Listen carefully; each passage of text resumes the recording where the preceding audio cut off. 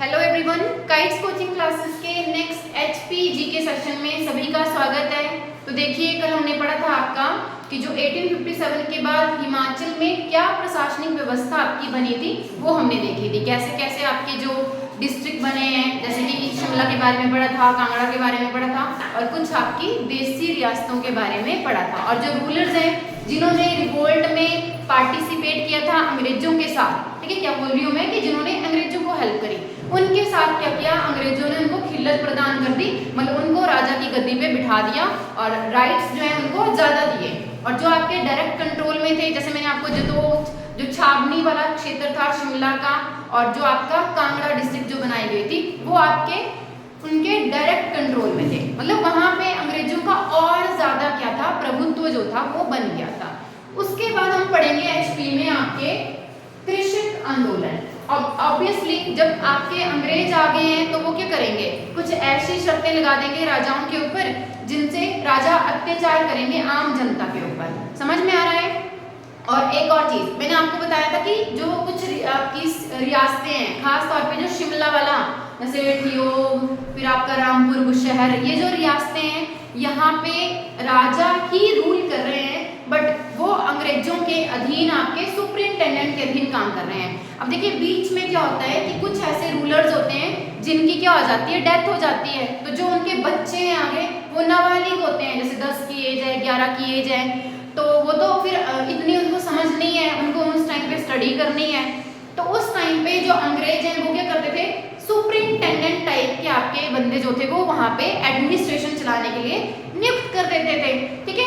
अब वो जो आपके एडमिनिस्ट्रेटर्स हैं वो अपनी चलाते थे वहां पे, और कुछ आपके वहां पे जैसे बंदोबस्त करवाए गए और जमीन का बंदोबस्त करवाया गया, लगान व्यवस्था तय की गई। तो ये जो एडमिनिस्ट्रेटर्स हैं उसमें बहुत बड़ा रोल जो थे वो प्ले करते थे, जिसकी वजह से आम जनता क्या होगी, आपकी आहत होगी और वो क्या करेंगे, आंदोलन करेंगे। तो इन आंदोलनों को क्या कहा गया, पीजेंट मूवमेंट्स, ठीक है। और मैंने यहाँ पे लिखा है पोस्ट 1857, प्री नहीं लिखा है, देखो प्री होता तो उससे पहले है, तो पोस्ट है, पोस्ट का मतलब है कि 1857 के बाद वाले आपके टाइम में, ठीक है। तो शुरुआत करते हैं। उससे पहले मैं देखो आपको एक वर्ड जो है वो इंपॉर्टेंट है एचपी के आंदोलनों में, नाम है धूम आंदोलन, ठीक है। कहीं कहीं पे इसको धूम ऐसे भी लिखा हुआ है, अगर इंग्लिश में देखना है तो दूजम, ठीक है। इंग्लिश में क्या बोला गया है, इसको दूजम मूवमेंट आपका बोला गया। अब ये क्या होता है, बोला कि जब भी आपका राजा या राजा के जो प्रशासक हैं, जैसे मतलब आगे मैंने आपको बताया सुपरिंटेंडेंट हैं या छोटे छोटे जो अधिकारी हैं, उनके द्वारा जनता के ऊपर जब अत्याचार किया जाता था तो वो रोष प्रकट करने के लिए जनता क्या करती थी, आपकी जो रियासत है ना उसको छोड़ करके जंगलों में चली जाती थी। और ऐसा नहीं है, देखिए आपका ये जो रोष होता था, प्रदर्शन होता था, वो शांत तरीके से किया जाता था इनके द्वारा। और जब ये आंदोलन किए जाते थे तो इनको क्या कहा गया, दूजम आंदोलन इंग्लिश में, और आपके धूम आंदोलन इनको हिंदी में बोला गया। तो समझ में आ रहा है मैं क्या बोल रही हूँ, कि जब भी आपके राजा या राजा के जो अधिकारी हैं, वजीर हैं, अत्याचार कर रहे हैं आम जनता के ऊपर, तो रोष प्रकट करने के लिए जो जनता है वो अपनी रियासत को छोड़ करके जंगलों में चली जाती थी। इसमें मैं आपको सबसे बड़ा एग्जांपल दूं, आप सभी लोगों ने ना झुग्गा आंदोलन सुना होगा। झुग्गा आंदोलन में आप क्या सुनते हो कि बिलासपुर के गेड़वी के जो ब्राह्मण थे उन्होंने क्या किया था, जंगल में जब उन्होंने रहना शुरू कर दिया तो वहां पे भी राजा के बंदों ने उनको वहां पे तंग करना शुरू कर दिया, मतलब राजा के जो सैनिक वगैरह है ना उन्होंने उनको वहां पे भी तंग करना शुरू कर दिया। तो उन्होंने जंगलों में अपनी झुग्गियों में आग लगा दी और वहीं से नाम क्या पड़ गया आपका, झुग्गा आंदोलन। तो वो भी क्या है, एक कृषक आंदोलन है आपका। तो वैसे ही आपका देखिए पूरी स्टोरी ना सभी में अलग अलग है, मेन जो आपकी स्टोरी रहेगी वो मैं आपको बता देती हूँ। एक तो आपके टैक्स यानी कि कर व्यवस्था, दूसरा आपका जमीन बंदोबस्त। अब देखिए एक चीज मैं आपको बताऊं, जैसे इंडिया में ना आपका 2021 में क्या आए थे, किसान बिल आए थे, फार्मर्स बिल आए थे। अब वो बिना किसानों को कंसीडर करके बनाए गए थे। और सेम आपको मैं इंडियन हिस्ट्री में एक एग्जांपल दूं तो साइमन कमीशन आपका बुलाया गया था। और देखिए जब कभी भी आप किसी के लिए कोई लॉ बनाते हैं ना तो उन लोगों को अगर आप कंसीडर नहीं करेंगे मिलेगा ही मिलेगा। ठीक है, आप किसी के लिए लॉ बना रहे हो और आप उन लोगों को कंसल्ट नहीं कर रहे हो कि उनकी क्या डिमांड है, उनकी क्या जरूरतें हैं, तो आपको अपोजिशन तो देखना ही मिलेगा। समझ में आ रहा है मैं क्या बोल रही हूँ? तो जमीन जब बंदोबस्त आपका करवाया गया तो किसान इस चीज को जो थे ना समझ नहीं पा रहे थे कि क्या चीज है, क्यों करवा रहे हैं। हो सकता है हमारी जमीनें कम कर देंगे, जमीनों मतलब जो कागजी कार्रवाई है उसमें कम कर देंगे। ठीक है, उनको ये लग रहा था, और हो सकता है कि राजा छीन लेंगे। तो अगर उनको ढंग से समझाएंगे नहीं तो वो ऑब्वियसली क्या करेंगे, आपका प्रदर्शन। और अकेला यही कारण नहीं था, देखिए इसके अलावा जो आपके तहसीलदार, आपको पता है ना तहसीलदार, पटवारी, कानून गो, ये सारे काम करते हैं, वो भी करप्ट बंदे आपके लगाए गए होते थे राजाओं के द्वारा, या बोले तो आपके जो उस टाइम पे सुपरिंटेंडेंट जो आपके रियासतों में अपॉइंट किए गए होते थे ब्रिटिशर्स के द्वारा, वो कैसे होते थे, करप्ट कैसे होते थे, ऐसे लॉ बनाते थे। क्या करेंगे, जैसे कि जो चरागाह जो जमीनें होती हैं, जैसे एग्जाम्पल के लिए आपके जो जंगली जानवर होते हैं ना, वो चरागाहों पे अपनी भैंसें बकरियां जो भी हैं मतलब चराते हैं, तो वो जमीन क्या कर दी आपकी, कम कर दी। अगर जमीन कम कर दी तो जो जंगली जानवर हैं वो कहाँ घुसेंगे, जो आपकी उपजाऊ जमीनें हैं, खेत हैं, वहां पे घुसेंगे ऑब्वियसली। तो आपकी अगर उपज खराब होगी तो आप डंडा तो मारोगे। ठीक है, वैसे सारे तो नहीं मानते हैं पर क्या करना, मारते ही हैं। ठीक है, अब जो है ही किसान है वो तो मारेगा ही ऑब्वियसली, क्या खाएगा बेचारा, अगर घोड़ा घास से दोस्ती करेगा तो खाएगा क्या। ठीक है, तो ये कुछ रीजन आपको मैंने बता दिया। तो मैं देखिए जो मेन रीजन है, एक तो आपका टैक्स यानी कि कर व्यवस्था अधिक, वो भी ज्यादा से ज्यादा लगाना, और खास तौर पे देखो पुराने टाइम में ये जो टैक्स है आपका ना, वो उपज का बोलने का मतलब कि जैसे आपकी गेहूं हुई तो गेहूं ले ली, आपकी मक्की हुई मक्की ले ली, धान हुए धान ले लिए। इसके बदले में जब वो कैश में लेना शुरू कर दिया ना उन्होंने, ठीक है, तब दिक्कत आपकी बढ़ गई थी। समझ में आ रहा है मैं क्या बोल रही हूँ? जब उन्होंने नकदी के रूप में टैक्स लेना शुरू कर दिया। अब देखिए कुछ लोग होते हैं वो उनको कम होगा तो बेच नहीं पाएंगे तो आपका कैश कहाँ से आएगा उनके पास, ऑब्वियसली। तो जो फसल उनके पास है वो उसी को ही देना जो है वो आपका मुनासिब समझेंगे। तो ये चीज मैं आपको बता रही हूँ। तो जितने भी आपके ये मूवमेंट्स हुए इनके पीछे यही रीजन है। तो आपने ना सभी की स्टोरी के पीछे नहीं भागना है कि क्या हुआ क्या नहीं हुआ। मेन आपको जगह याद होनी चाहिए, कौन सा वर्ष है, या उस आपके जो फेमस पर्सनैलिटी है आंदोलन वाली, चाहे फिर वो आपके रूलर्स हैं, जैसे बुक में रूलर्स के नाम भी दिए हुए हैं, कहीं कहीं पे जिन्होंने किया है उनके नाम दिए हुए हैं, वो आपको याद होना जरूरी है अगर आपने किसी भी एग्जाम के प्री की तैयारी करनी है। यानी कि जिनमें वन लाइनर आपके क्वेश्चन पूछे जाते हैं वो, मैं सब्जेक्टिव पेपर की बात नहीं कर रही हूँ जो आपको मेंस में लिखना होता है। ठीक है, तो हम प्री के हिसाब से ही पढ़ रहे हैं। तो देखिए सबसे पहले आपका बुशहर, रामपुर बुशहर वाला जो आपका एरिया है वहां पे 1859 में, और प्लेस कौन सा था आपका, रोहड़ू। अब देखिए ये जो श्यामलाल है ना, ये अभी मैंने आपको बताया जमीन बंदोबस्त किया था इसने, तहसीलदार था। तहसीलदार ने क्या किया, जो आपकी जमीन थी ना चरागाह वो भी कम कर दी, ऊपर से ये आपका कैश में इसने कर व्यवस्था कर दी। ठीक है, और बंदोबस्त को लोग समझ नहीं पा रहे थे कि क्या चीज है, क्यों कर रहे हैं, जमीन को कम कर देंगे, हमारे हिस्से में कम कर देंगे, ये सब रीजन आपके थे। और एक और चीज, जो वजीर की जो आपकी पदवी थी ना वो खत्म कर दी गई। ठीक है, इस रियासत की मैं बात कर रही हूँ। तो वहां पे ना आपकी फैमिली चलती थी वजीरों की, कुंवारी। ठीक है, आपको पता है अलग अलग सरनेम होते हैं, तो जो कुंवारी वजीर है उनके द्वारा आपका ये क्या किया गया था, आंदोलन। जब इन्होंने आंदोलन किया तो लोगों ने भी इनका साथ दिया। अब लोगों ने क्यों किया, उनका मोटिव था ये बंदोबस्त। ठीक है, वजीर का तो मोटिव था कि हमारी पदवी खत्म कर दी, हम कैसे काम करेंगे, अब हम क्या करेंगे, ये रीजन था। ठीक है, अगला देखिए आपका ठियोग और बेजा।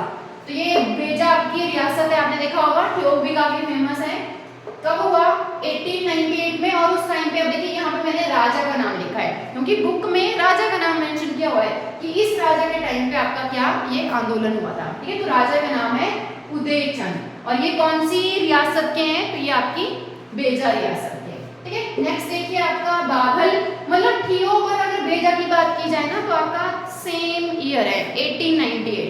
ठीक है, नेक्स्ट देखिए आपकी बाघल रियासत। बाघल रियासत के बारे में मैं आपको ना थोड़ी सी इंफॉर्मेशन देना चाहूंगी। देखो आप सोलन डिस्ट्रिक्ट पढ़ते हो ना, सोलन डिस्ट्रिक्ट आपकी टोटल 8 रियासतों से मिलकर के बना हुआ है, और 1972 में ये जिला आपका बना था, किसको काट करके, तो तो कमेंट सेक्शन में आप लोगों ने मुझे इस क्वेश्चन का आंसर करना है कि कौन कौन से पिछले वाले जिले या रियासतें, किसी को भी कुछ भी नॉलेज हो, उनको तोड़कर या जोड़कर आपका सोलन जिला बनाया गया था। तो आपने मुझे कमेंट सेक्शन में इसका आंसर करना है। अगर जो भी वीडियो देखता है उसको आंसर आता हो तो प्लीज, ठीक है, करके आप आंसर करिएगा।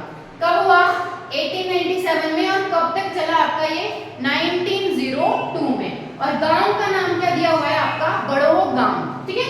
अब देखिए, राजा का नाम जो है वो है ध्यान सिंह, और ये आपके आंदोलन सारे के सारे कैसे हैं? दूजम आंदोलन भी बोल सकते हैं, ठीक है।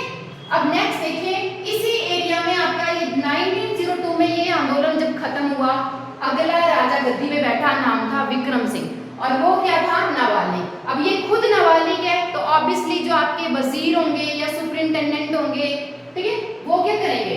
वो करेंगे आम जनता का शोषण। सेम चीज, वो कर बढ़ा देंगे। अच्छा, इसमें ना एक और रीजन भी आपका बेगार प्रथा, ठीक है। अब ये बेगार प्रथा क्या होती है?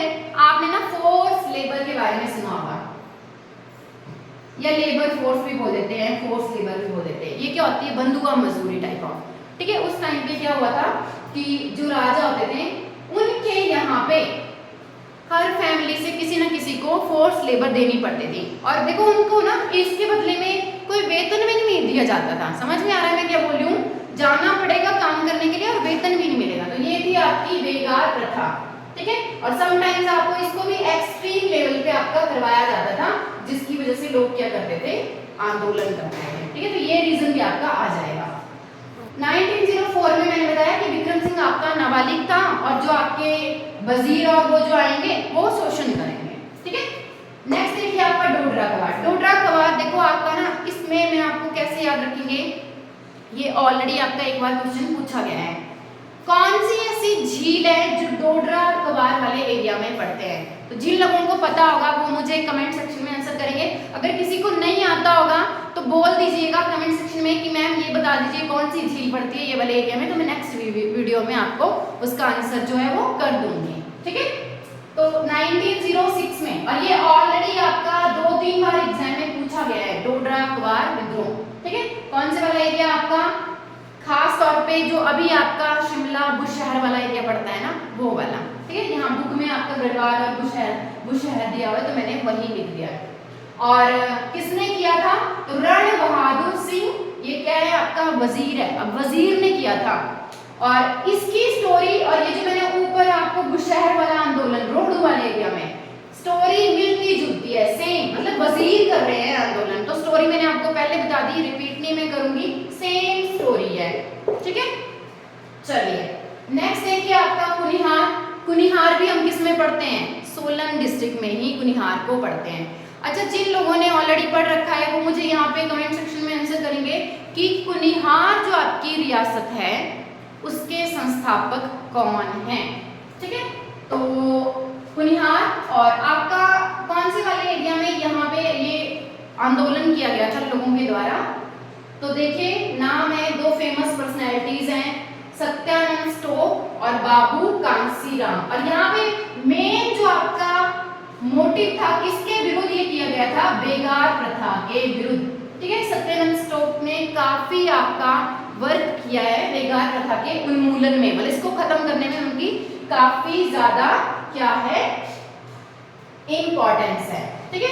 अब आप लोगों ने मुझे बताना है कि सत्यानंद जो स्टोक है ना, इन्होंने कहां पर जो है सेब के बगीचे लगाए थे? ये क्वेश्चन आपका बहुत फेमस है, बहुत बार आपका पूछा गया है ऑलरेडी।